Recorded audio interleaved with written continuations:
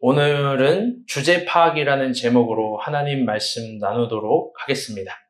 우리 옆 사람과 인사합시다. 어떤 주제가 있을까요? 충아 형제 미안한데 좀 옆으로 한 칸 옆으로. 네. 그러면 더 시선이 좋을 것 같아요. 우리 이내를 외롭게 두자고. 외로움이 필요해, 이내.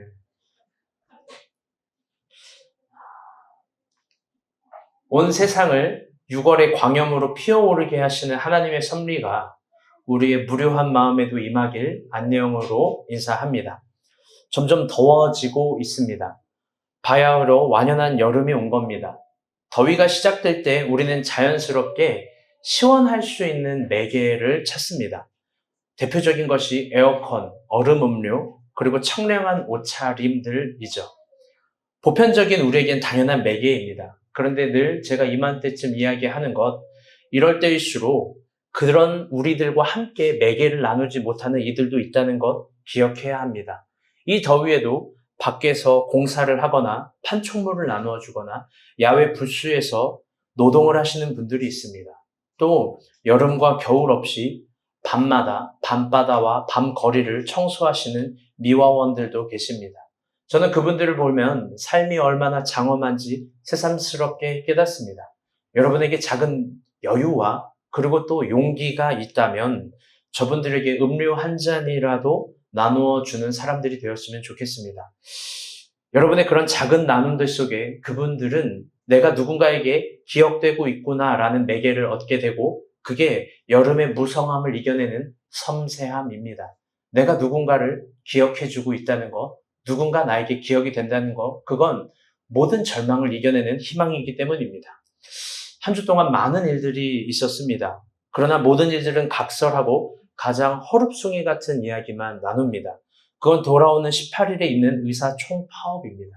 우리나라 최초로 있는 대규모 총파업입니다. 정부와 의사들 간의 의견이 좁아지지 않자 의사들이 가장 강렬한 카드를 선언한 겁니다. 18일 총파업에 돌입하는 병원의 개수는 1463곳입니다. 이 중에 빅5로 분류되는 서울대 병원도 있습니다. 서울대 병원은 총파업인 18일보다 하루 앞선 17일에 파업에 들어가면서 응급실을 제외한 무기한 파업을 선언해왔고 나머지 빅4도 동참하기를 호소합니다. 1464개의 병원은 우리나라 전체 병원의 4에서 6% 정도밖에 되지 않지만 중요한 건 90% 이상의 의료 시스템 붕괴가 가능한 행정 마비가 올 수 있는 수치입니다. 예전에는 이 문제를 해석해야 되는 시간들이 필요했습니다. 그런데 이제는 조금씩 선명한 판단이 듭니다. 그건 결국 전 국민을 인질로 잡고 이득을 쟁취하려는 의사들의 이기적인 태도라는 겁니다. 이건 악한 겁니다. 이번만큼 정부를 응원한 적이 없습니다. 우리 정부가 더 적극적으로 나서서 대응해 주기를 여러분 기도합시다. 의사들의 이런 태도는 역사에 고스란히 남아서 부끄럽게 기억해야 합니다. 우리 모두 이 여름에 더 아픈 사람이 없기를 기도합시다. 더 나아가 이 시기에 치료를 받지 못해서 심각한 사람이 생기지 않기를 여러분 함께 기도해 주셨으면 좋겠습니다. 아멘. 오늘 본문은 바울의 마지막 3차 선교 여정입니다. 그런데 그 3차 선교 여정에 오늘 우리의 모습과 우리가 본 교회의 모습이 상당히 닮아 있습니다. 그래서 더 신기합니다. 그래서 특별히 오늘 안수자인 우리 이성민 형제는 더 집중해서 말씀을 들어야 할 겁니다. 당신의 삶이 들어있다 믿습니다. 아멘? 체하를 쓸어 안고 염이 아주 편하게 보이네요. 그래서 오늘은 더 마음을 쏟고 들읍시다. 우리 1절 말씀 제일 중요해서요. 1절 말씀 봅시다. 시작! 우리가 그들을 정결하고 배를 타고 가로 곳으로 가서 거기까지. 오늘 본문 1절을 보게 되면요. 바울은 이미 개인이 아닙니다. 계속 큐티해 보시는 분은 알겠지만 바울은 우리라는 표현을 쓰는데 그 우리라는 게 계속 바뀌기도 하면서 지켜지기도 합니다. 1절을 보게 되면 우리가 있고 그들이 있는데요. 그리고 작별했다고 합니다. 우리가 누구고 그들이 누구일까? 이게 중요한 겁니다. 이걸 알기 위해서는 사도행전 20장, 오늘 본문이 21장인데요. 20장을 깊게 보아야 됩니다. 20장은 사도 바울의 3차 전도 여행을 가기 전 마지막 행선지고요. 그 마지막 행선지가 바로 에베소 교회입니다. 유독 에베소 교회에서는 바울의 고별 설교라는 그런 별명이 붙습니다. 바울은 거기서 감정을 주체하지 못하고 아주 많이 웁니다. 펑펑 울고 모든 에베소 교인들도 다 웁니다. 그 아름다운 내용을 봅시다. 길지만 중요하기에 우리 좀 보도록 하겠습니다. 집중해서 한번 봅시다. 시작.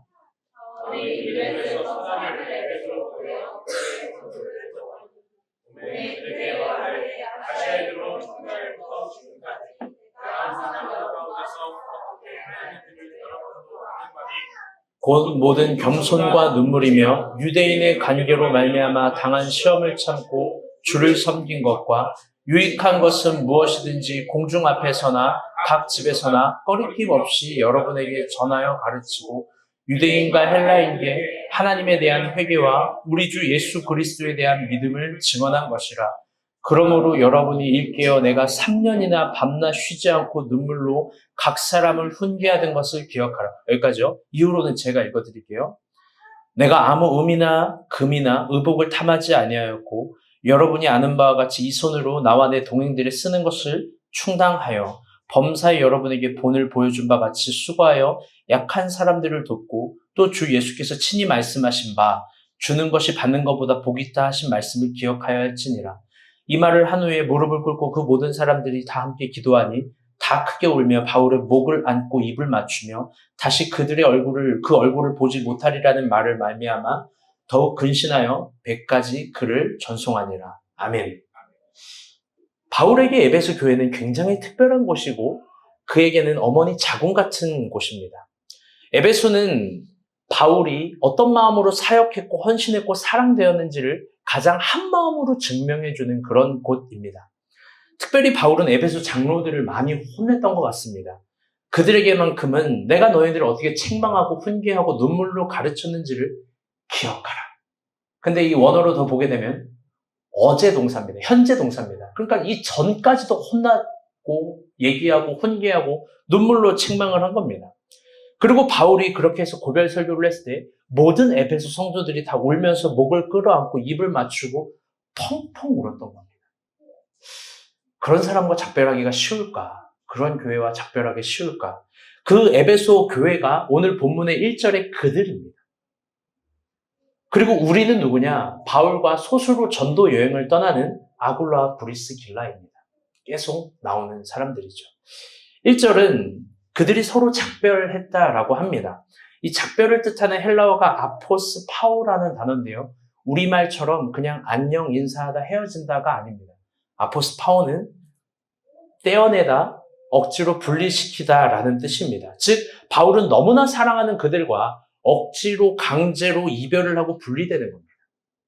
그런데 여기서 깊게 한번 고민해 봅시다. 오늘 왜 바울은 이런 이별을 꼭 했어야만 했나?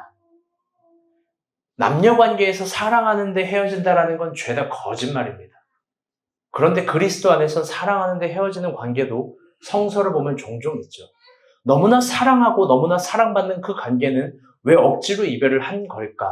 도대체 그 핵심적인 이유는 뭘까? 그건 모두가 인정될 만한 이유이며 모두가 이해될 만한 이유일까? 사실 그렇지 않습니다.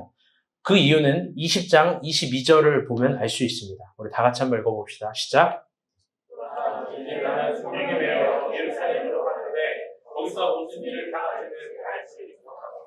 바울이 강제적으로 작별을 결심한 이유는 예루살렘으로 가기 위함입니다. 그런데 그 예루살렘으로 가는 이유가 모두가 설득될 만한 이유도 아니고 모두가 인정될 만한 이유도 아니고 모두가 이해해 줄 수 있는 이유도 아닙니다. 바울이 강제로 작별을 결심한 이유는 모두를 설득할 수가 없기 때문입니다. 그런데 여기서 아주 깊게 또 고민해야 될 부분이 있습니다. 그건 뭐냐? 23절, 24절입니다. 우리 다 같이 한번 읽어볼게요. 여러분이 너무나 잘 아는 말씀이에요. 이 말씀이 그냥 책상에 새겨놓는 말씀이 아니라 이런 배경 속에서 탄생한 말씀입니다. 시작.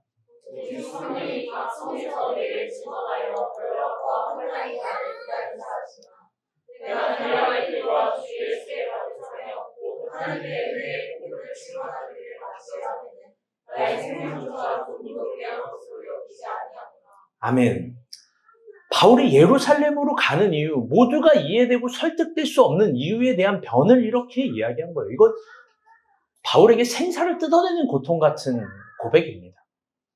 바울은 예루살렘을 가는데요. 그리고 성령께서 미리 앞날을 이야기해 주십니다. 그 앞날은 결박과 환란이 기다린다고 합니다. 한번 물어봅시다, 현미. 하나님께서 현미에게 물어보는 겁니다. 이렇게 너가 영등포구 신길동으로 오는 길은 결박과 환란이 있을 거야. 카페라의 3층에 올라갈 때마다 종아리가 터져 나갈 거야. 여러분, 만약에 우리 가운데 좀 웃으라고 더운 날 현미, 너를 마루타로 쓴 거예요. 만약 성령께서 우리에게 이런 사인을 주신다면, 정확히 주신다면 어떤 걸 하든 그건 포기하라는 사인 아닐까요? 다른 길로 가라는 사인일 거예요. 오늘 설교의 주인공이 만약 이성민 형제라면 성령께서 그렇게 얘기하는 거예요. 너가 공부를 하고 영등포 신길동에 오는 모든 나날들은 환란과 박해와 곤고와 결핍과 연미의 짜증과 치아의 다툼이 있을 거야. 여러분, 만약에 우리는 이런 사인이 있으면 100% 아싸하고 포기합니다.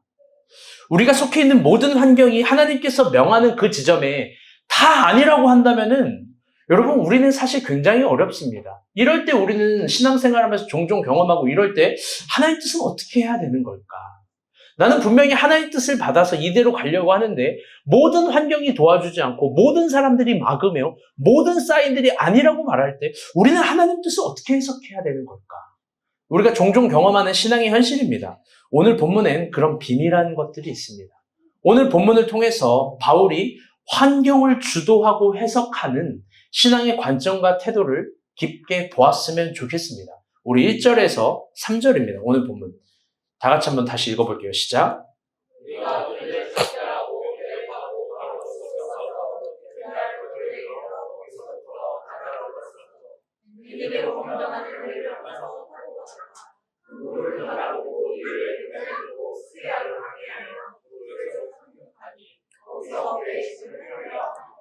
아멘. 사도행전 20장에서 바울은 예루살렘으로 가고 너무나 사랑하는 에베소 사람들이랑 강제로 작별을 하고 그리고 가는데 총 7군데에서 10군데 정도 행선지가 그려집니다. 가는 여정이 단순한 여정이 아닙니다. 물론 우리가 이 세 구절만을 봤을 때 그냥 바울의 이동 정도로 보겠지만 한 장소 한 장소를 깊게 연구하면 바울이 환경을 주도하고 해석하는 신앙의 관점과 태도의 그 무서움과 위대함을 볼 수 있습니다. 조금 이야기해 보려고 합니다. 오늘 본문 1절을 보게 되면 바울이 먼저 이동한 곳은 고스섬, 저 빨간색 바로 고스섬 보이시죠? 고스섬입니다. 여긴 바울이 에베소 장로들과 작별한 밀레도라는 지역에서 남쪽으로 약 70km 정도 떨어진 곳입니다. 그런데 당시 고스는요, 교역의 중심지였습니다. 여기는 우리가 다 잘 알고 있는 의사의 아버지라고 추앙받는 히포크라테스의 고향입니다. 바울이 사역할 당시에도 고스는 유명한 의학교와 병원이 있었습니다. 그래서 부유한 병자들, 좀 부유한데 내가 병이 있는 사람들은 원근 각처에서 다 고스를 찾은 겁니다. 이처럼 의학으로 명성을 떠치는 고스에는요, 그리스 신화의 의술의 신으로 등장하는, 한번 읽어드릴 거예요. 잘 들으세요. 아스칼레피우스.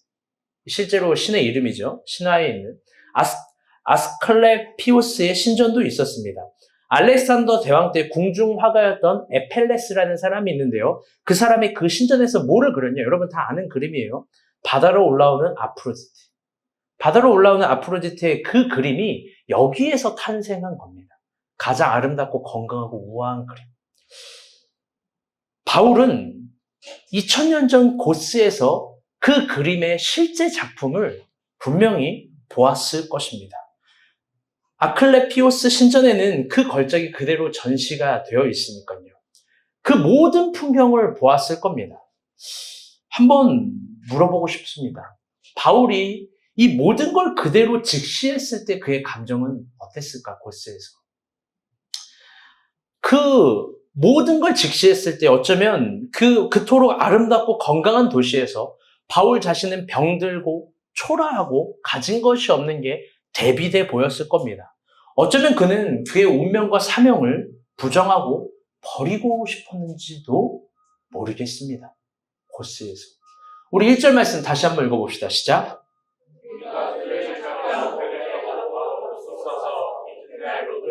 거기까지. 그런데 바울은 거기서 지체하지 않고 이틀 혹은 3일 뒤에 바로 날이 밝자 고스를 출발해서 로드로 갑니다.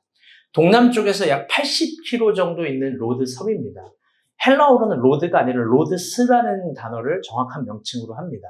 이 로드스는요, 소아시아 연안반도에서 가장 큰 섬입니다. 이 섬의 별명은 지금도 있는데요, 장미의 섬입니다. 장미의 섬. 로도스는 일조량이 풍부해서 모든 거리에 장미와 튤립이 피어나고 그 화려한 튤립과 장미가 풍성한 향기를 유럽 사람들에게 주는 겁니다. 그래서 지금도 여기는 유럽 사람들이 가면 다 신혼여행에서 사진 찍고 막 엄청난 풍경을 자랑하는 곳입니다.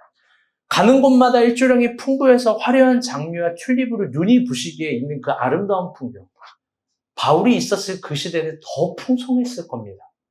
로도스에 도착했을 때 끝없이 펼쳐진 그 아름다운 광경을 바울이 봤을 때 여러분, 바울은 어떤 감정이었을까요? 어쩌면 바울은 그 황홀한 대지와 그 풍부한 향기 속에서 초라한 자신과 운명의 사명을 바라보면서 어쩌면 이걸 버리고 싶었을지도 모르겠습니다. 너무 자신과 대비돼서. 우리 1절 말씀 또 한번 봅시다. 시작.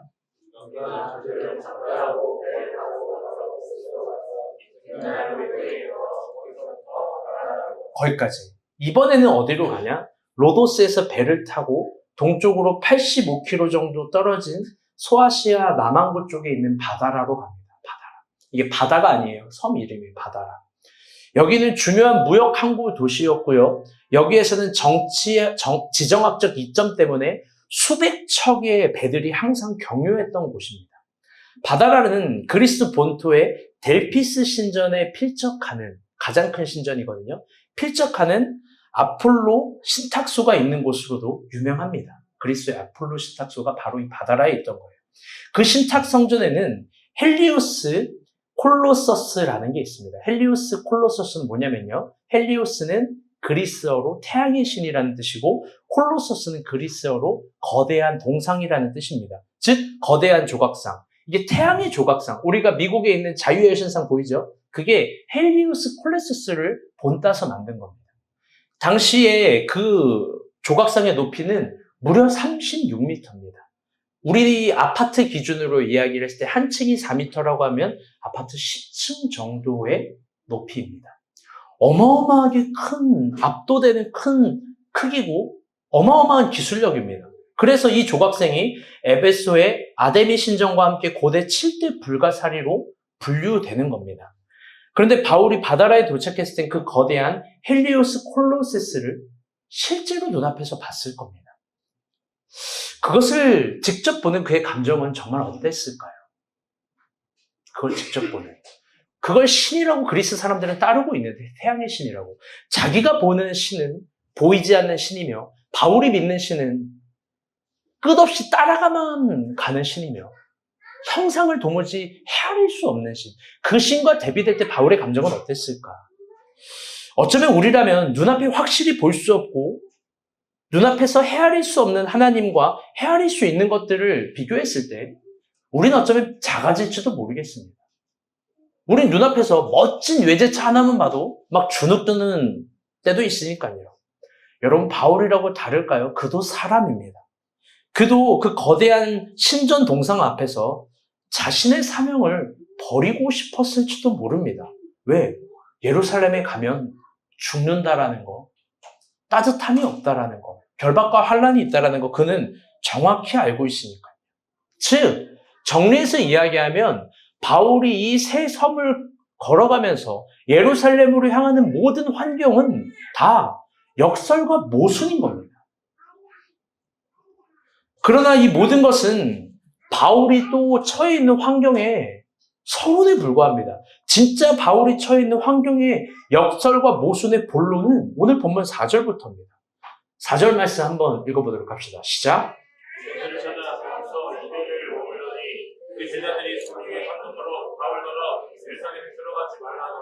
아멘. 바울은 두로에 상륙을 해서 거기서 7일간 머뭅니다. 시간 관계상 두로의 아름다움을 다 이야기하지 못하지만 그 두로도 엄청나게 아름답고 위대하고 환상적이고 풍요로운 도시입니다. 바울이 거기서 7일을 머물렀다는 것은 두로의 모두 따뜻하고 풍성함을 다 볼 수 있었던 겁니다. 그런데 그곳의 제자들이 성령으로 감동돼서 바울에게 이런 얘기를 하는 거예요. 20장에서도 누누이 예루살렘으로 들어가지 말라고 했는데 모든 역설적 환경을 뚫고 갔더니 두로에서 이렇게 얘기하는 거예요. 거기 가면 죽을 수도 있습니다. 거기 가면 환난과 결박이 있습니다. 아무도 바울의 마음을 헤아려 주는 언어가 없습니다. 우리 8절에서 12절 말씀 길지만 중요해서 이것도 꼭 봅시다. 오늘 설교 본문이죠. 시작.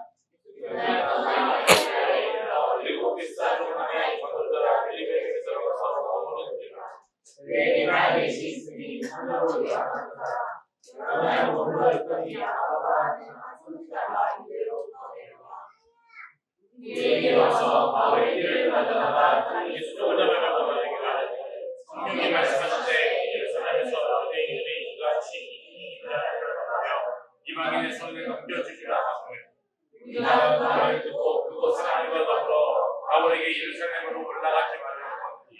아멘. 아주 중요한 부분입니다. 바울이 이틀을 더 있다가 전도자 빌립의 집으로 갑니다. 이 사람은 누구냐? 전도자 빌립은요, 매우 신실한 하나님의 사람입니다. 그는 에디오피아 네시아에게 성령 세례를 준 사람이죠. 즉, 바울과 함께 우리 2주 전 설교를 기억합시다. 이신층이라는 신학적 같은 노선에 있는 사람입니다. 즉, 말이 통하는 사람이에요. 대화가 되는 사람입니다. 같은 생각 속에 있는 사람인데 그도 예루살렘에 가지 말라고 합니다. 그의 4명의 딸이 있는데 다 예언하는 사람입니다. 그 사람들도 바울에게 뭐를 얘기하냐? 예루살렘 가지 말라고 합니다. 그런데 더 충격적인 건 10절입니다. 우리 10절 윤희가 한번 크게 읽어봐요. 시작. 여러 날 머물러 있더니 아가보가 하는 선지자가 이때로부터 아가보가 옵니다. 이 아가보라는 사람이 누구냐면요. 이 아가 보재기를 갖고 있는 선지자가 아니라요. 이거 엄청난 사람이에요. 누구냐면 우리 사도행전 11장 27절부터 29절 봅시다. 시작. 그때 선지자들이 예루살렘에서 안디옥에 이르니 그중에 아가보라는 한 사람이 일어나 성령으로 말하되 하나의 큰 흉년이라 하니 그가 이렇게 그렇게 된다. 제자들이 각각 그 인대로 유대에 사는 형제들에게 그를 보내기로 설명하고. 아멘. 2주 전에 우리가 본 교회에서 설교했던 본문입니다. 이 아가보가 예언했죠. 천하의 큰 흉년이 들리라. 그래서 안디옥 교회와 바울이 가장 위대한 결정, 유연한 결정, 부조를 하기로 했다. 이게 선교의 메커니즘의 시작이라고 이야기했습니다. 즉, 아가보는요, 바울에게 있어서 너무나 중요한 예언자입니다. 아가보는 바울에게 있어서 절대로 가볍게 넘길 수 있는 사람이 아닙니다. 그런데 그녀가 바울의 띠, 내가 이걸 설교 예언하려고 내 벨트를 저기 사무실에 빼놨는데. 상당히 미안해. 사무실에 빼놓은 벨트 좀 갖고 와. 내가 이제 해주려고. 그걸로요, 내 벨트를 뺐어, 진짜. 충격적인 거 아니에요? 아가보라는 사람이 와가지고, 진짜 바울 벨트를 뺀 거예요. 그리고 그 영향력 있는 사람이, 은비 좋아. 어린이 간사야. 나한테 중요한 사람이야. 너 스스로 팔 묶어봐. 스스로 자기 팔을 묶고 내 벨트야. 네 벨트로 해야 되는데 내 벨트가 크잖아. 미안. 막 발도 묶는 거야 이렇게. 이게 무슨 닭 그 전자구이 통닭 마냥 이렇게 묶으면서 알았어 들어가. 묶으면서 얘기하는 거예요. 당신이 예루살렘에 들어가게 되면 이렇게 된다는 거예요. 바울에게 이방의 손이 그냥 당신이 들어가면 이렇게 됩니다가 아니라 영향력 있는 너무나 소중한 사람이 바울의 갑자기 벨트를 확 빼고 손목과 발목을 결박하면서 당신이 예루살렘에 들어가면 이렇게 됩니다. 더 나아가 그는 충격적이고 섬세한 예언을 합니다. 유대인에게, 이방인에게 넘겨져서 죽는다고 합니다. 바울은 정말 충격적이었을 거예요. 정말 충격. 아가보가 이렇게 이야기할 때 무시할 수 없는 거예요. 그런데 진짜 큰 충격은 12절이에요. 이게 제일 큰 충격일 거예요. 12절. 다 같이 한번 읽어볼게요. 시작. 우리가 그날고 또 사람들과 더불어 아브라함에게 예루살렘으로 올라가자. 아멘. 여러분, 오늘 본문에 우리가 본이 아니죠. 나 이제 미쳤나봐요. 우리가 보면 우리가 본까지 보여가지고. 그 우리가 누구냐? 아까 에베소 교인과 작별을 하고 다시 바울과 여정을 떠나는, 여태까지 바울을 가장 가까이 잘 아는 그 우리가입니다. 그 사람이 그 말을 듣고 그곳 사람들과 더불어서 우리가 마저 바울에게 예루살렘으로 가지 말라고 권합니다. 즉 브리스길라와 아굴라마저도 예루살렘에 가지 말라고 합니다. 여러분, 제가 뭔가를 결정할 때 여러분이 아니요 하면요, 제가 콧방귀 껴요. 별로 흔들리지 않아요. 전 제 결정에 신중하면 아니까. 그런데 나에게 우리가라고 이야기하는, 나에게 이 우리가랜다. 이 누구야? 아가보 같은 사람들이 있어요. 아가보 같은. 우리 목자들. 나에게 중요한 사람들이에요. 형주가 갑자기 띠를 갖고 와가지고 막 이렇게 됩니다. 정현이가 막 목도를 갖고 와가지고 이게 목 됩니다. 마음 좀 어려워요. 그런데 나에게 우리가 같은 존재들이 있어요. 우리 간사들. 막 박지원이가 갑자기 와가지고 막 목사님 가면은 이렇게 된대요. 막 손발 거꾸로 메고 막. 브리스길라와 아굴라마저도 가지 말라는 거예요. 여기서 이제 저에게 결정적으로 끝내고 김미소. 아빠 안 돼! 저번에 미소가 그저께인가요? 헤라사모? 아빠한테 아빠 땡! 그러다 혼난다 이러더라고요. 어린이집에서 배운 거. 제가 코를 파고 있었는데 아빠 코는 혼난대요. 내 사랑하는 가족, 아내와 엄마와 딸마저 그렇게 한다면 이런 거 쉽지 않아요. 그러고도 그 결정을 꺾는 건. 바울은 지금 바울에 소속된 모든 사람들이 올라가지 말라는 거예요. 한 공간에서 빌립, 전도자 빌립 4명의 딸들 아가보와 예언자와 액션, 그리고 우리가 마저 올라가지 말라는 거예요. 저는 설교를 준비하면서 진지하게 들어봐요. 그런 생각을 한번 해보게 되었어요. 언젠간 우리도 이런 날이 오지 않을까요? 거의 이런 날들이 대부분이 몇 번씩 있긴 했지만 언젠가 우리도 이런 날이 올 거예요. 제가 바울은 아니지만 예루살렘으로 가자, 예루살렘을 결정해야 되겠다 얘기를 했을 때 다 반대할 거예요. 심지어 나와 가장 가까운 우리 간사들마저도 그거 안 됩니다. 아주 필적해서 이야기할 거고 우리 가족들마저도 내가 예루살렘에 가야 되겠는데 라고 하면 반대할 날도 오겠죠. 근데 여러분, 그날이 오면 목사님 너무 외롭게 하지 마세요. 어쨌든 여러분, 중요한 건 여러분이라면 이 모든 것들이 안 된다, 가면 안 된다, 안 된다, 안 된다, 안 된다를 이야기하면 여러분 어떻게 할 거예요? 아, 큰일 날 뻔했네. 진짜 가면 안 됐구나. 아, 망할 뻔했구나. 하면서 100% 예루살렘 가지 않았겠죠. 아마 전체 반대도 아니에요. 윤희, 네가 딱 노량진을 가려고 하는데 주영이가 가지 마. 가, 집까지만 나와도 그냥 나 안 가. 앞서서 안 가려고 그랬어. 하지 마도 아니야. 집까지 나와. 안 해. 아니면 이렇게 생각하지 않았을까요? 바울은 하나님 내가 그동안 고생했으니까 지나온 섬들 중에 한 곳으로 가서 꽃놀이나 하고 유적지 문화 탐방이나 하고 쉬라는 소리구나. 아멘 할렐루야. 그러면서 이렇게 생각하지도 않았을까요? 이렇게도 생각할 수 있지 않을까요? 모든 걸 반대할 때, 모두가 반대할 때. 그런데 바울의 대답이 너무 충격입니다.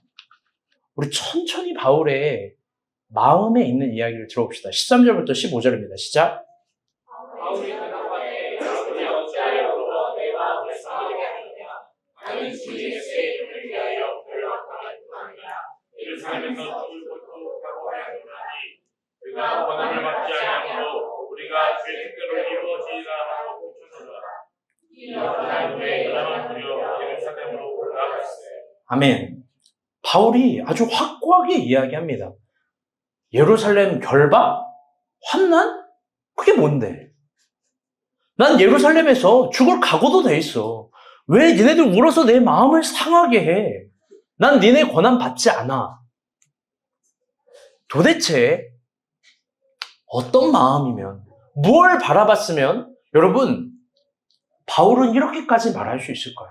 한번 진짜로 진지해져 보자고요. 우리 같은 하나님을 믿는, 같은 신앙이 있는, 같은 성정의 사람이잖아요. 여러분 도대체 바울은 어떻게 이렇게까지 확신할 수 있었을까? 도대체 그는 무엇을 본 걸까?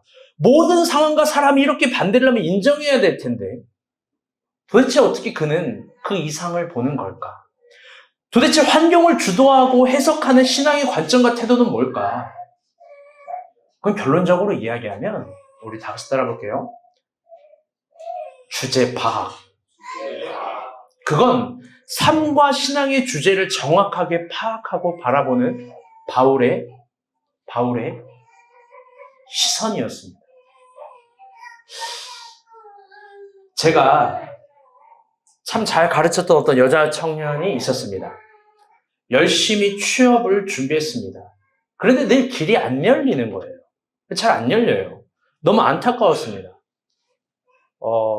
여기서 그분을 아는 사람도 있을 수도 있습니다. 그래서 고민하다가 도와줬습니다. 우리는 여러 교회가 지금 함께 제가 거쳐온 로도스 같은 교회, 바다라 같은 교회 다 합쳐 있으니까. 그럼 정말 취업을 준비했는데 잘 안 돼가지고 이런 말을 맹신하지 마세요. 살짝 도와줬더니 쉽게 합격을 했습니다. 오버하는 게 아닙니다. 저한테는 쉬운 일이에요. 계속 그걸 했으니까. 수학 강사한테 수능 문제 푸는 게 이게 어려운 거겠어요. 저한테는 어떻게 보면 취준이 약간 그런 느낌인데, 확실한 한 가지는 그녀의 스펙과 학력으로는 절대 갈 수 없는 기업입니다. 제가 보통 기업을 분석하고 그 기업을 추천할 때 매우 다양한 걸 분석해 줍니다. 원하는 직종에 들어가지 못할 때가 많아요. 그래서 마라가 뺏겼나 봐요. 어떻게 의사총팝 한다 그래가지고 이제. 그때 제가 알려줬던 포인트는요, 퇴사율이에요. 퇴사율. 그 회사가 너무나 자주 변경되고 어렵기 때문에 자주 퇴사한다는 걸 얘기해 줬습니다. 퇴사율이 엄청 높기 때문에 쉽게 오히려 승진할 거니까 멘탈 잘 부여잡고 3년만 참아. 3년만 다 참아, 이렇게 이야기를 했습니다. 그리고 최소 3년을 버티면 제가 볼 때 2번이 승진할 걸 봤어요. 그때 제가 2가지를 약속했어요. 미선아, 첫 번째는 주일 성수, 2번째는 11조야. 이거 꼭 하는 거다. 이건 무조건 기준을 잡고 해야 돼. 제가 왜 이걸 약속했냐면 이게 결국 가르치는 입장에서 가장 중요하기 때문에 그래요. 왜 중요하냐?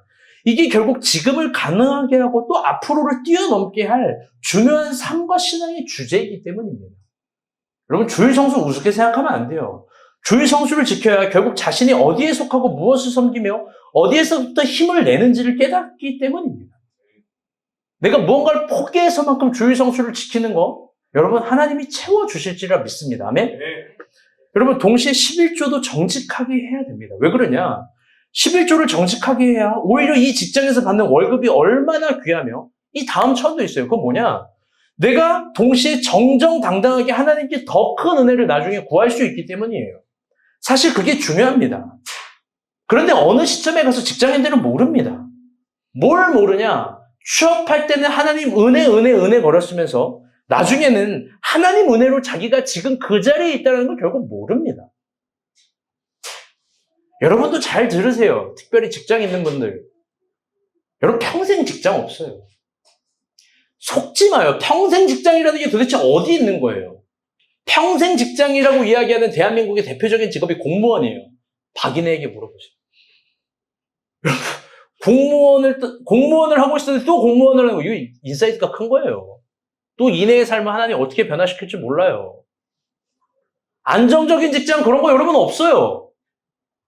직장에는 다시 직장을 구해요. 그게 여러분 삶이에요. 그렇다면 그때도 간절히 구해야 될 게 뭐냐? 다 같이 따라볼게요. 하나님 은혜. 오, 여러분 놀라워요. 하주가 잠들었어요. 기절시킨 거 아니죠 지금? 어떻게 저러지? 그런데 희한하게 잘 들으세요. 당시보다 더 큰 은혜를 구하고 더 당당하게 복을 구할 수 있는 그 기준이 있어요. 우리 그리스도인들에게 그 기준이 분명히 있다고요. 그게 뭐냐? 역설적으로 주일 성수와 11조예요. 만약에 그게 제대로 안 되면 나중에 하나님께 더 큰 걸 구할 수 없어요. 왜?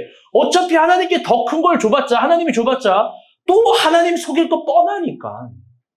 지금 하나님 바보가 아니에요. 하나님 내가 이번에 이렇게 되면요, 더 큰 거 하나님께, 하나님 큰 거 요구하는 것도 아니에요. 그런데 우리는 또 옮기고 또 걸어가는 여정에서 반드시 늘 더 큰 은혜를 구할 수밖에 없어요. 누구나 시작엔 은혜가 필요하니까. 그러면 여러분 그걸 끝까지 가장 중요한 기준으로 생각해야 된다는 거예요.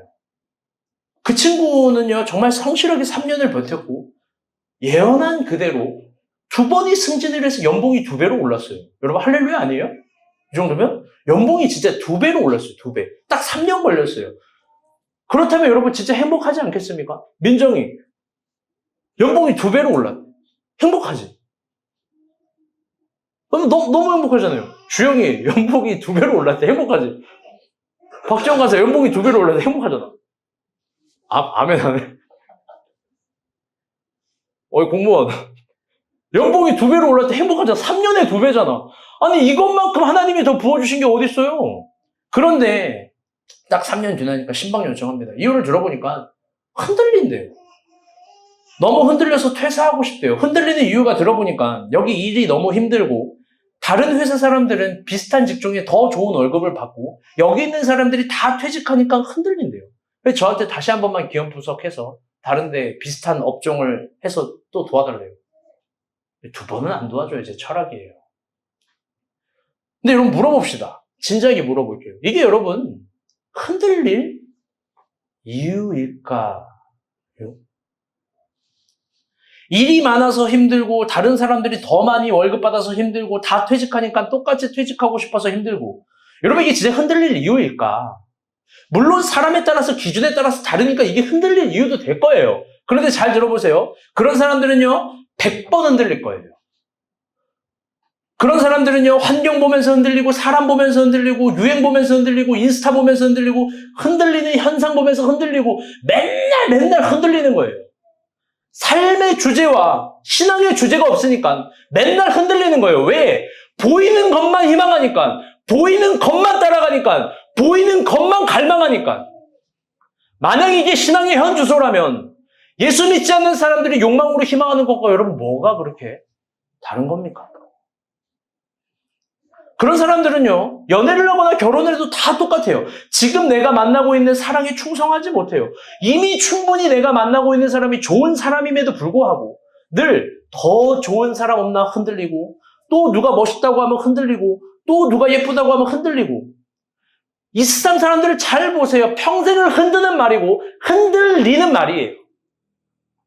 지금이 감사하다 좋다라고 말하는 사람이 과연 몇이나 될까? 그런데 과연 내가 소유한 지금은 그렇게 헐값어치인 걸까?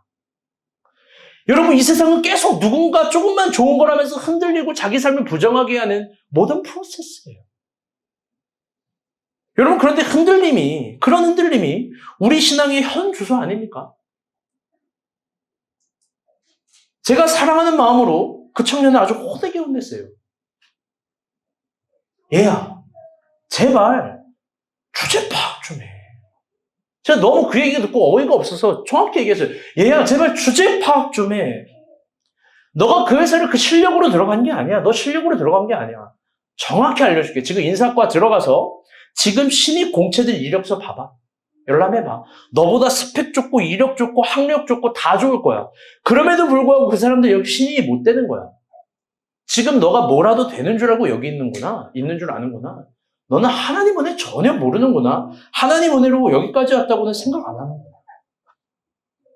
제가 진짜 토시 하나 안 틀리고 딱 요만큼 이야기했어요. 이렇게 책망했습니다. 요즘 여러분은 어떻습니까? 모든 것이 흔들립니까?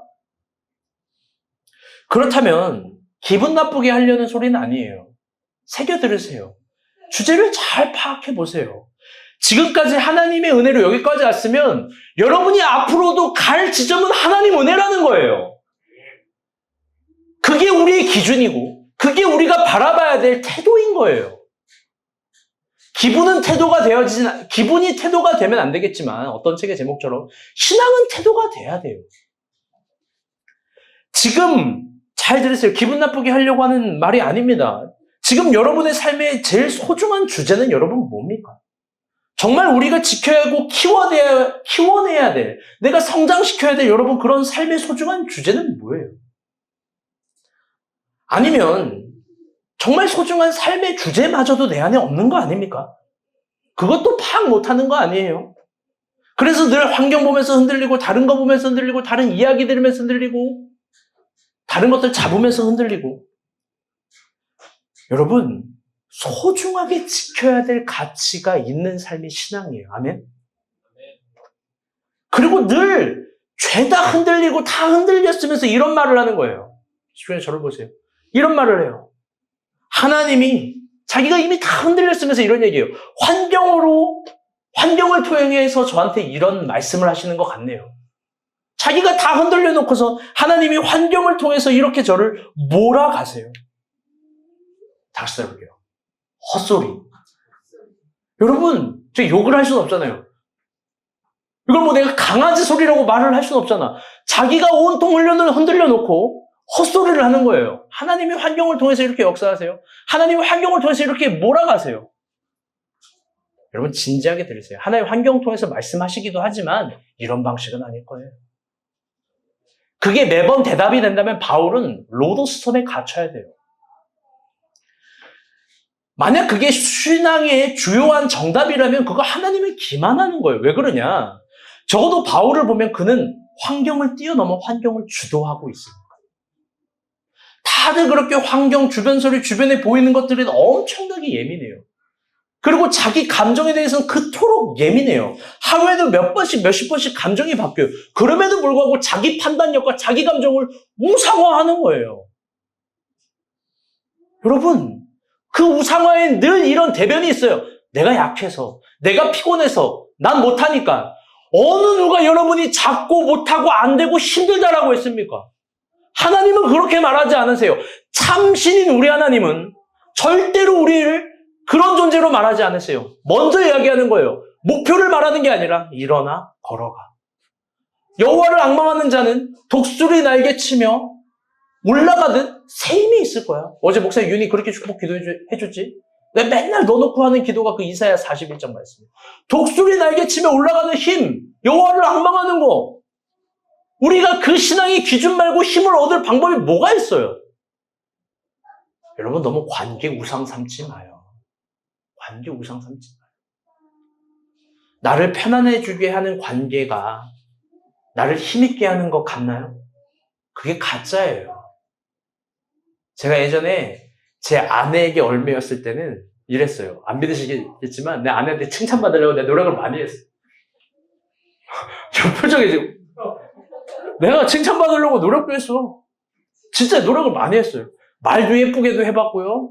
막 안아도 줘봤고요. 그러면은 막 좋아요 사이가. 오늘 막 내가 좋아. 근데 여러분 오해하지 마. 이 말을 잘 새겨드려야 돼. 특히 우리 형제들. 조금만 내가 이상한 말 하잖아? 아니 오늘 화장이 왜 이래? 한마디 하잖아요. 그러면 100마디 1000마디 혼이 나는 거야. 관계가 다 깨져. 그럼 마음이 무너져. 아 내가 그때 깨달았어. 관계는 우상이다. 오직 우리 하나님만 나에게 힘을 주시는구나. 더 크게 내 아내를 사랑해줘야지. 아멘. 성령께서 귀 있는 자에게 하시는 소리 들을 줄. 아멘. 우리 집에요. 그런 게 있어요. 이게 설교에도 없는, 예에도 없는 건데. 아내가 세탁기가 있잖아요. 그럼 맨날 이렇게 얘기해요. 여보, 속옷은 아래. 그러니까 빨래물 넣었잖아요. 겉옷은 위에예요. 제가 복면보창이에요. 속옷은 아래, 겉옷은 위에. 여보, 속옷은 아래, 겉옷은 위에요. 충성, 속옷은 아래, 겉옷은 위에. 아직 이 심각성을 모르는 사람은 심판받을 거예요. 그래가지고 제가 알았어 그러고 왜 그런지 모르겠어요. 의도한 게 아닌데 다 전 아래 벗어나요. 아래 던져놔요. 다 벗어요. 난 모르겠어. 난 모르겠다고. 그러면 그런데 아내가 화를 내고 짜증을 내요. 아니, 내가 몇 번을 이야기했는데 이렇게 해요. 그러면 나는 얘기를 해. 그러면 또 얘기를 해줘야지. 또 말해줬으면 됐잖아. 그러면 몇 번을 얘기해. 그럼 난 이렇게 얘기해요. 친절하게 말해줄 수 있잖아. 당신이 미소예요, 이래. 난 미소 아빠인데. 겉옷은 위에, 속옷은 아래. 제가 말은 무슨 말이냐면, 여러분, 아무리 인간적인 기준으로 만족하고 해도 그게 힘이 나는 기준이 아니에요. 왜? 우린 늘 실수하니까. 늘 우리는 그런 바보 같은 존재예요. 아닐 것 같아요? 우린 다 실수가 많고 겉옷은 위에, 내가 방금 겉옷은 아래라고 했지. 겉옷은 위에, 속옷은 아래. 이 기준도 못 맞추는 사람이에요. 우린 늘 그렇다고. 늘 우리는 우리 기준에 맞춰서도 그 길로 힘을 내는 사람이 아니라는 겁니다, 여러분. 우리가 정말 집중해야 될 건 뭐냐? 다시 따라볼게요. 하나님의 존재. 하나님의 존재 자체에 정말 집중해야 돼요. 거기에 집중하지 못해서 늘 흔들려요. 사실 오늘 설교 제목이 흔들이었어요. 근데 느낌이 좀 너무 가벼워 보여서 흔들이라고 안 했어요. 이미 소중하고 충분한데도 흔들립니다. 정말 흔들리지 말아야 될 것도 흔들립니다. 또 힘을 내야 되는 기준, 하나님의 말씀과 하나님께서 주시는 그 지점, 그걸 가벼이 여기면서 흔들립니다. 누군가에게 기준을 맞춰주면서 흔들립니다. 여러분, 자신의 감정마저 너무 믿지 마세요. 안 흔들리는 기준은 뭐냐? 진짜 준엄하시고 위엄하신 하나님 존재 자체에 집중하는 겁니다. 아멘? 여러분, 바울은 흔들리지 않습니다. 왜 그러냐? 그는 자기의 이유와 그 이유는 자신의 삶과 신앙의 주제를 정확하게 파악하고 있기 때문에 그래요. 바울의 삶과 주제는 한마디로 이야기하면 뭐냐? 우리 다시 따라볼게요. well dying. 번역한즉 잘 죽는 거예요. 후기 바울 서신을 보면 뭐냐? 죽음을 장악하는 그의 신앙이 보여져요. 이게 중요한 거예요. 처음부터가 아니라 초기 바울 서신의 주요 목적이 있어요. 선교겠죠. 그 다음에 중기 바울 서신의 목적이 있어요. 그거는 교회론과 교회 신학이에요. 그런데 후기 바울 서신의 주제는 잘 죽음을 희망해요. 우리도 마찬가지여야 될 거예요. 우리가 우리 나이 때 삶의 주제와 신앙의 주제가 있고, 우리 인생의 중기 때 삶의 주제와 신앙이 있고, 우리 인생의 후기 때 삶의 주제와 신앙이 반드시 있을 거예요. 오늘 죽음을 장악한 그의 신앙, 후기 바울 서신의 몇 가지 핵심절을 한번 봅시다. 시작. 다시 볼게요. 시작.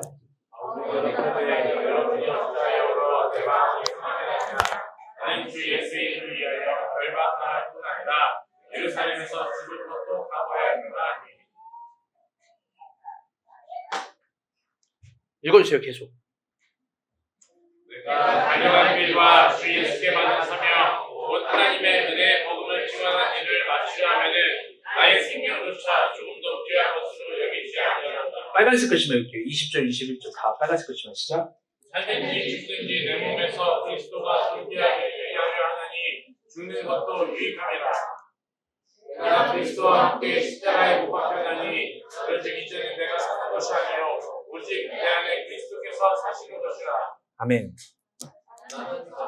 아니. 여러분, 이게 미사여구가 아닙니다. 후기 바울 서신의 모든 고백은 죽음을 희망해요. 그리고 죽음을 장악한 고백이에요. 그래서 후기 바울 서신의 절정은요, 환경을 초월하고 감정을 초월하고 약점을 초월한 죽음을 희망해요. 그 바울의 죽음의 절정, 바울 신앙의 절정은 오히려 어디냐? 그러면 그 증거되는 그 정확히 드러나는 건 그게 빌립보서 4장이에요. 여러분이 너무나 좋아하는 말씀이지만 오늘 다르게 익히길 바랍니다. 그게 거의 말년의 마지막에 아주 위대한 고백 중에 하나예요. 시작. 공직하고 말하는 것이 아니라 어떠한 행위를 듣지 아닌 사람에게 이르노니 나는 비천에 치사하더라도 후보에 치사하더라. 누구든지 곧 배부름과 배고픔과 풍부와 궁핍에도 참여하기 전에 일체의 비결을 배웠느니라. 내게 능력 주신 자 있어서 내가 모든 아멘. 여러분, 너무나 이상하고 모순적이고 역설적인 고백입니다.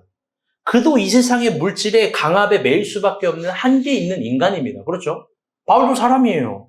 그런데 그의 신앙의 절정은 나는 자족함으로 그 한계를 깨버렸다고 합니다. 그래서 내게 능력 주시는 자 안에서 물질의 한계를 뛰어넘어 뭐든지 할 수 있다고 합니다. 여러분, 근데요, 이게 진짜 무서운 고백이에요. 이게 죽음을 장악한 고백이에요. 그 이유는 삶의 신앙의 주제가 가장 강력한 한계성을 인생에게 부여해주는 물질을 초월했기 때문에 그래요.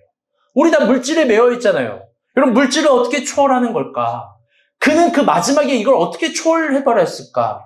오늘 본문을 다 설명해주지 못해서 아쉽지만 결론적으로 이야기하면 바울은 자신에게 있는 모든 물질을 이 말씀이 오해가 되지 않기를 바라요. 진짜로. 뭐냐?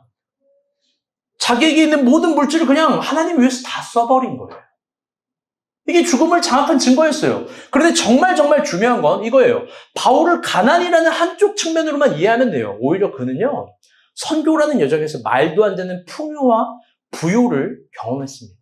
그는 하나님이 주시는 풍성함과 부요로움을 경험했습니다. 그런데 어느 지점에서 그걸 다 사용한 거예요. 그게 죽음을 장악한 거예요.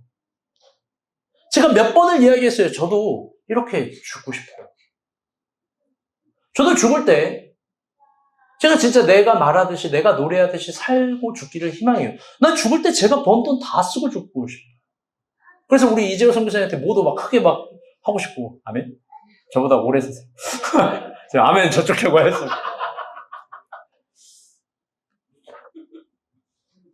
제가 선언하는 건 난 미소를 위해서 남겨두지 않을 거예요. 다들 자녀 재산을 위해서 남겨둔다고 뭐 하는데, 물론 제가 먼저 죽으면 헤라를 위해서 조금 남겨주겠죠. 근데 제 사모, 저를 너무 의지하지 마요. 나한테 그렇게 구박하고. 아까 그 얘기도 오해하지 마요. 인간은 그렇게 스스로 실망할 존재라는 거예요. 사실 나 실망스러워요. 나는 왜 매번 이렇게 실수를 하는 걸까? 별 실망스러운 게 많아요.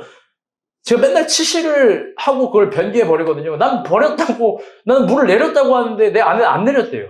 근데 보면 맨날 안 내렸어. 맨날 실수가 많아. 내 자신이 너무 실망스러워요. 그럼에도 불구하고 또 일어날 수 있는 비결은 여러분, 하나님 은혜예요. 아멘?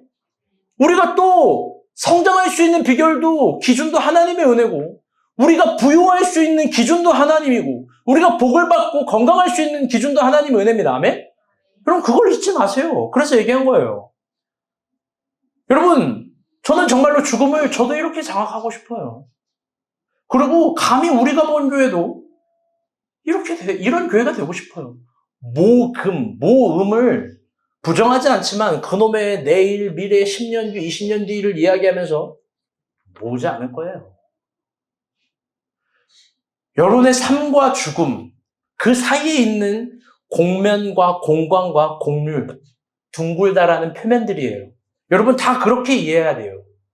그런데 오해하지 마세요. 지금 여러분의 삶의 주제와 신앙의 주제 파악은 반드시 다 같이 따라볼게요. 웰빙이어야 돼요. 그건 뭐냐? 잘 먹고, 잘 살고, 잘 번영하고, 잘 건강하고, 지금은 우리가 그걸 무람없이 희망해야 될 때예요.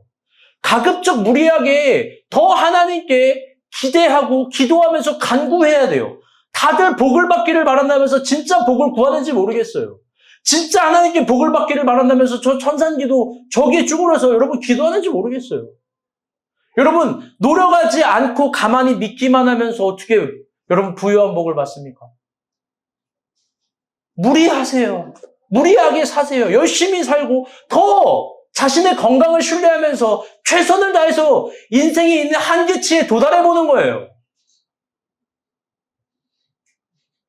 지금은 우리가 웰빙해야 될 때예요. 그리고 하나님께 무섭게 구해야 될 때예요. 그런데 어느 순간에 삶의 주제가 바뀐다는 거예요. 어느 순간엔 주제 파악을 또 바뀌어서 내 신앙과 삶의 주제 파악을 해야 돼요. 그건 뭐냐? 하나님을 위해서 무섭게 써야 돼요. 여러분의 건강도, 여러분의 재능도, 여러분의 물질도, 시간도 하나님을 위해서 다 드리기 위해서 그런 찬란한 날들을 위해서 오늘 검증이게 준비하는 게 바울 신앙이에요, 바울 신앙. 남김없는 거. 그런데 그 대단하고 위대한 건 내 개인의 의미를 이루는 게 아니라 그때도 우리는 이런 고백을 해야 돼요. 다시 해볼게요. 나는 아무것도 아닙니다. 그럼요. 다들 뭐 좀 하고, 뭐 좀 헌신하고, 뭐 좀 헌금하고, 뭐 좀 하면서 자기가 뭐 대단한 거 한 줄 알아요. 그런데 그때도 우리에게 가져야 될 고백은 나 아무것도 아니라는 거예요. 너무나 좋으신 하나님, 너무나 좋으신 하나님, 너무나 좋으신 하나님 앞에 신앙의 주제의 일부만을 헌신하고 신앙의 주제의 일부만을 몰입하기 위해서가 아니라 내 전부를 드리기 위해서, 인생의 내 절정에 그걸 드리기 위해서, 그 찬란한 날들을 위해서 오늘을 준비하는 게 여러분 가장 아름답고 위대하게 빛날 수 있는 비결이에요. 그런데 여러분 오해하지 마세요. 지금 웰빙이에요. 우리 윤희 건강을 신뢰하고 더 무리하게 공부하세요. 아멘. 우리 너 이름 뭐였지? 민정이 알바 지금 계속 2개 뛰나요? 잘하고 있어요. 더 그렇게 하는 거예요. 형주 막 밤낮 없이 막 일하는 거고 현미 더 열심히 하는 거고 우리 다 그렇게 무리하게 살아도 안 죽어요. 내가 보니까 나도 안 죽어. 인간사는 얼마나 무리할 수 있어. 더 무리하세요. 박 목자 무리 많이 했잖아. 그래. 아이가 3명이잖아. 더 무리하세요. 사랑하는 여러분, 끝으로 그런데 우리 10장 22절 말씀, 이게 너무 중요하거든요. 이거 한번 찾아보세요. 사도행전 10장 22절. 이거 하나 말씀 보고 마칠 거예요. 오늘 본문에도 있긴 해요. 10장 22절.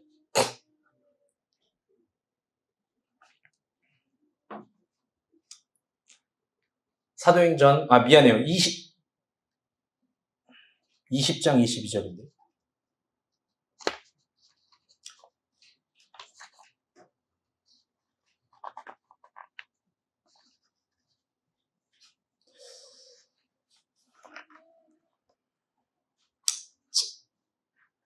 다 같이 읽어보겠습니다. 시작. 거기까지. 바울이 오늘 본문을 통해서 자신의 환경을 주도하고 해석하는 그런 신앙의 관점과 태도에서 정말 중요한 게 있어요. 그건 여러분의 신앙의 여정을, 오늘 바울의 여정이잖아요, 본문이. 여정에서 중요한 건 그가 처음부터 예루살렘을, 거대한 예루살렘이라는 목표를 가지고 이렇게 행동한 게 아니라는 거예요. 그가 처음부터 저 아득하고 찬란한 어떤 미래를 확신한 게 아니에요. 그거 여러분 미신이에요. 신기루입니다. 바울은 오늘 지금 보이는 그 지점에서 완벽하게 살고 완벽하게 죽길 희망하고 소원했던 겁니다. 바울은 지금 보이는 만큼만 볼 수 있었던 거예요. 그 매개는 자신의 예상이나 예견이 아니라 오늘 그가 속한 안디옥 교회. 저 고백이 뭐냐? 안디옥 교회에서 나온 고백. 바울의 1차 선교여행, 2차 선교여행, 3차 선교여행, 모든 선교여행이 마치고 항상 안디옥 교회에 와요. 선교 보고를 해요. 이렇게 선교사님처럼. 선교 보고를 하는데 선교 보고를 하고 교회 올 때마다 새로운 목표점들이 생기는 거예요. 예루살렘으로. 사실 바울은 여기가 끝인 줄 알았는데 조금 더 보면 그는 로마까지 가요. 즉 지금 보이는 지점, 안디옥 교회에서 말해주는 지점, 거기에 자신의 온 태도와 용기를 보인 거예요. 바울도 우리와 똑같은 사람이에요. 그 지점을 통해서만 보이고 걸어간 거예요. 여러분 이게 중요해요.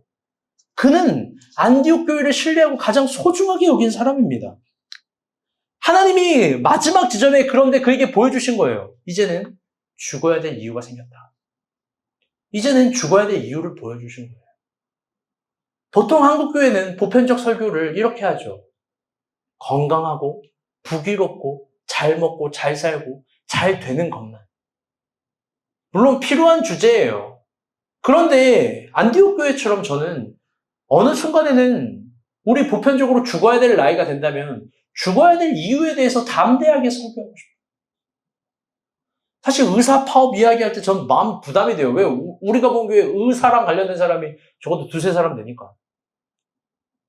그런데 그냥 얘기하는 거예요. 여러분 죽어야 될 이유도 나중에 여러분에게 꼭 얘기하는 설교가 됐으면 좋겠어요. 아멘? 어떻게 죽어야 될지 우리 진지하게 고민해 봤으면 좋겠어요. 진짜 진심이에요. 우리 목자들 여기 치킨 한 마리 시켜놓고 우리 어떻게 죽을지 진지하게 한번 고민하는 거예요. 말년에.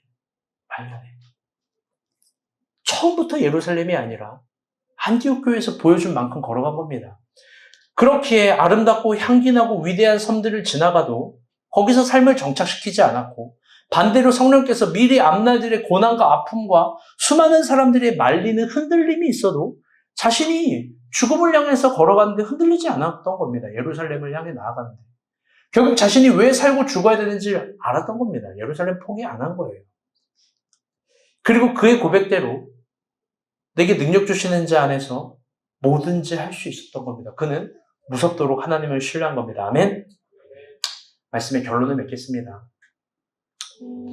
사랑하는 여러분, 요즘 어떻게 지내십니까? 사실 많이 흔들리는 지체들이 보입니다. 보이는 것들과 보이지 않는 것들 사이에서 매번 속수무책으로 무너지는 지체들이 보입니다. 누군가를 보면서 또 흔들리고 또 내가 가지지 못하는 걸 보면서 흔들리는 지체들이 보입니다. 여러분, 제가 진심으로 권해요. 여러분, 우리 충환이를 좀 더 많이 사랑해 줬으면 좋겠어요. 직장을 준비하면서 지금 얼마나 많이 흔들리겠습니까? 지금 몇 개월이에요. 충환이에게 제가 사랑 좀 주려고 합니다. 여러분, 진짜로 많이 응원해 주셔야 돼요. 용식 형제가 롯데리아 상품권 주죠? 그거 먹으면서 흔들리지 말라는 거예요. 점심 롯데리아 먹는데요. 좀 버거킹으로 업그레이드 해줘야 되지 않을까요?